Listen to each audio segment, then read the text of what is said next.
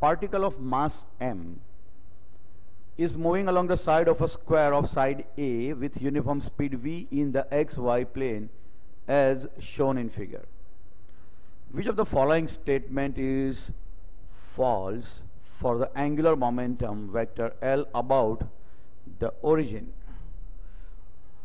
Now in this case, this origin is the reference for which the angular momentum is calculated, and the four options given to us is the angular momentum when particle moves from A to B to C, C to D, and D to A. So we require to find out which is the false option out of these four given options. We should know certain fact regarding the angular momentum. From definition, angular momentum is a lever arm into linear momentum, whereas this lever arm, it is nothing but the perpendicular distance from the origin, because there is a reference to the line of motion.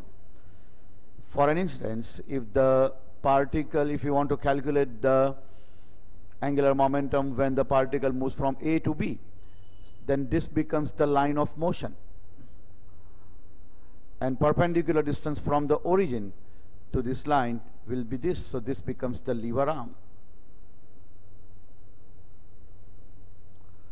Likewise, when particle moves from C to D, this is the line of motion, so in that case this would become lever arm.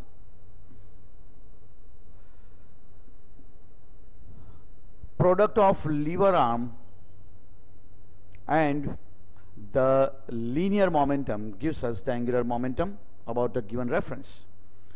Now as far as the direction of angular momentum is concerned, direction of angular momentum is cross product of the position vector and linear momentum. It is simply the cross product of direction of position vector and linear momentum, and since the particle is traveling in xy plane, we can say that its position vector or the direction of its position vector can be written as unit vector I plus j, because the particle is obviously going to be in xy plane as according to what we are seeing in the figure. So let us calculate the angular momentum with respect to origin for the journey that it starts from A and finally commencing, or we can say concluding also at A,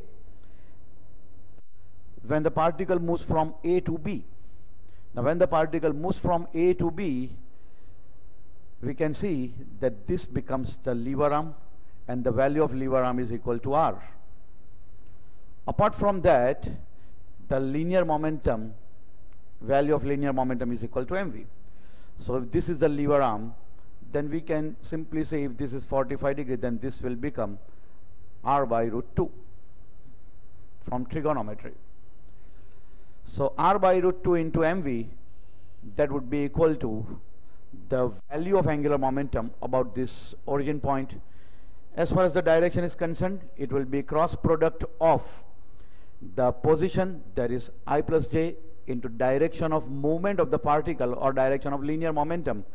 Since particle is traveling along positive x direction, so that will be in cross product with the position vector.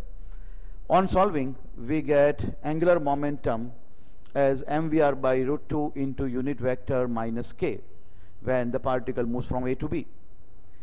Then if the particle is moving from B to C, so when the particle is moving from B to C, this becomes the line of motion, and we can simply say that this is the lever arm. So it will be simply R by root 2 plus this distance, that is equal to A. So lever arm is R by root 2 plus A, and the value of linear momentum is mv for every case. Value of angular momentum is lever arm into linear momentum, and its direction we can write the cross product of the position and the direction of motion. So that comes out to be mv into bracket R by root 2 plus A into unit vector k. Then if we talk about the movement from C to D, then this becomes the lever arm, again R by root 2 plus this value, it is equal to A. So r by root 2 plus a is the lever arm multiplied by the value of linear momentum, that gives us the value of angular momentum, and direction can be obtained according to previous consideration, which comes out to be unit vector k. And likewise we can have the particle moving from D to A, which gives us the angular momentum mvr by root 2 into unit vector minus k. Seeing this, we can now go for selection of options, and in this particular case we can say that option B should be true option, because this is the false statement. Correct statement would be r by root 2 plus a, but here it is r by root 2 minus a, so we can obviously say that this is a false statement.